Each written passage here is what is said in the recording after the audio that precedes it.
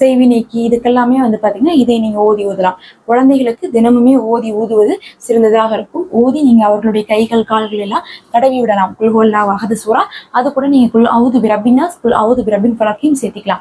அது ரெண்டுமே பாத்தீங்கன்னா பாதுகாப்புக்கான சூறாவாக இருக்கு. இதெல்லாம் நோய் நிவாரணை தரக்கூடியதாக இருக்கு. இது பாருங்க நமக்கு தெரிஞ்ச சூறா தான். இதுக்கு இவ்வளவு சிறப்பு இருக்கு. இதுல அல்லாஹ் இவ்வளவு பொருளை வைத்திருக்கான். இந்த சூறாவை விரும்புபவர்களை அல்லாஹ் நேரடியாக விரும்புகிறான். இந்த அளவுக்கு சிறப்பு இருக்கும்போது நம்ம இந்த நாட்கள்ல இதை தான் அதிகமாக ஓதணும். ஒரு நாளைக்கு நீங்க எவ்வளவு முடியுமோ அவ்வளவு ஓதுங்க.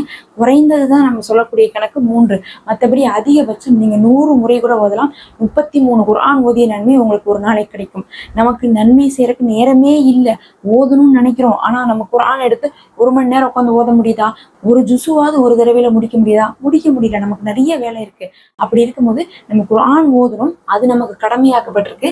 அது இல்லாம இதை அதிகமா ஓதி அதனுடைய நன்மையை நம்ம பெற்றுக்கொள்ளணும். அதுவும் புனிதமாக்கப்பட்ட மாதத்துல இருக்கிறோம். சிறப்பான நாட்கள்ல இருக்கிறோம். சொல்லப்போனா தினமும் இந்த நாட்கள்ல ஒரு முறையாவது ஓதிவாங்க. எப்போதுமே அதெல்லாம் ரொம்ப சிறப்பானது. தேவைகளை நிறைவேற்றுவதற்கு நமக்கு இதையெல்லாம் தான் வழிகாட்டப்பட்டுள்ளது. இதை ஓதி நம்ம பலன் பெற்றுக்கொள்ளணும். லிங்கை நீங்க கமெண்ட்ல செக் பண்ணி பாருங்க. அஸ்ஸலாமு அலைக்கும் வரஹ்மத்துல்லாஹ்.